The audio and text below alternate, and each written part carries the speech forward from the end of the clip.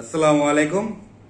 আলহামদুলিল্লাহ, আমাদের এক প্রবাসী ভাই সিরাজগঞ্জ জেলার মোহাম্মদ রেকত ভাই মসজিদের কাজের জন্য 10,000 টাকা পাঠিয়েছেন। এখানে ইট আনার জন্য গত কিছুদিন আগে আমি একটি ভয়েস দিয়েছিলাম।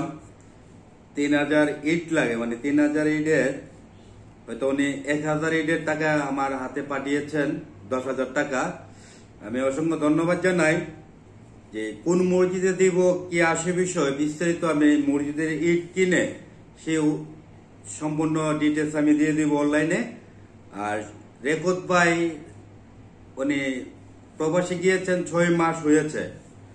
6 মাসের মাথায় ওনার পরিশ্রমের ইনকামের টাকা থেকে মসজিদে ইট আনার জন্য 10,000 টাকা আমার কাছে পাঠিয়েছে। আর রেকত ভাইয়ের মা নেই, রেকত ভাইয়ের মার জন্য সকল দেশবাসীর কাছে দোয়া কামনা করছি।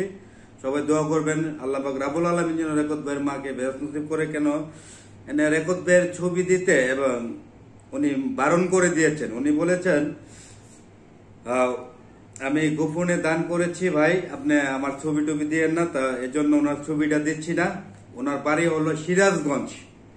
উনি মালদ্বীপ প্রবাসী। 10,000 টাকা গতকালকে রাত্রে আমার কাছে পাঠিয়েছে। এই মসজিদে কাজ করতে গেলে মোটামুটি 1 লক্ষ টাকার মতন মনে হয় লাগবে। এই জন্য অতি প্রথমে কিন্তু ঈদের মেসেজটা দিয়েছিলাম, কোন প্রবাসী ভাই এবং দেশ এবং প্রবাস থেকে কেউ যদি আল্লাহর ঘরের মসজিদের কাজে অংশগ্রহণ করতে চান অবশ্যই যোগাযোগ করবেন।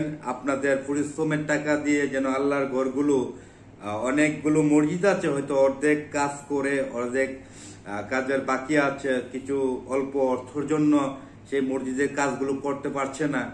সেই জন্য কিন্তু আমি অনলাইনে এসে বলেছিলাম হয়তো কত টাকা কত থেকে খরচ করে ফেলেন।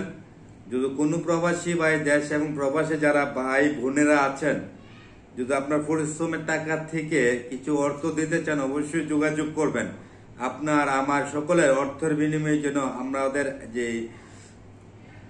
ইবাদত করার স্থানটা যেন মেরামত করে পুরোপূর্ণ স্বয়ং সম্পন্ন করতে পারি, সেই জন্য আমার প্রিয় দেশবাসীর কাছে দোয়া কামনা করছি এবং আপনাদের সহযোগিতা কামনা করছি।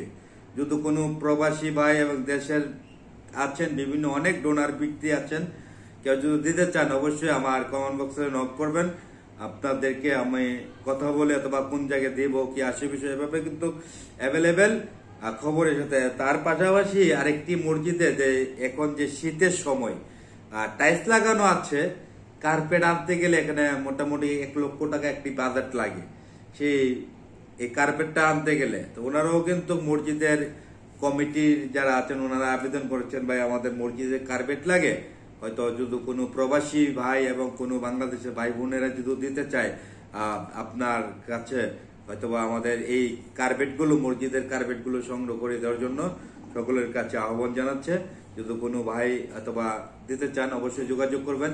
আর সবাই রেকত ভাইয়ের জন্য দোয়া করবেন যে রেকত ভাই উনি 6 মাস হয়েছে প্রবাসী গিয়েছে, হয়তো আমাদের সাথে যোগাযোগ করে হয়তো মানবিক কাজগুলো করে বিদায় যোগাযোগ করে উনি কিন্তু 10,000 টাকা অলরেডি আমার কাছে পাঠিয়েছে। পাঠানোর সাথে সাথে কিন্তু আজকে টাকাগুলো উঠিয়ে এনেছে এবং কোন মসজিদে দিচ্ছি এবং 1,000 ইট আনতে গেলে 12 থেকে 13,000 টাকা মেবি লাগে। আমি কয়েকজনকে জিজ্ঞাসা করছিলাম, এখানে 10,000 টাকা আছে।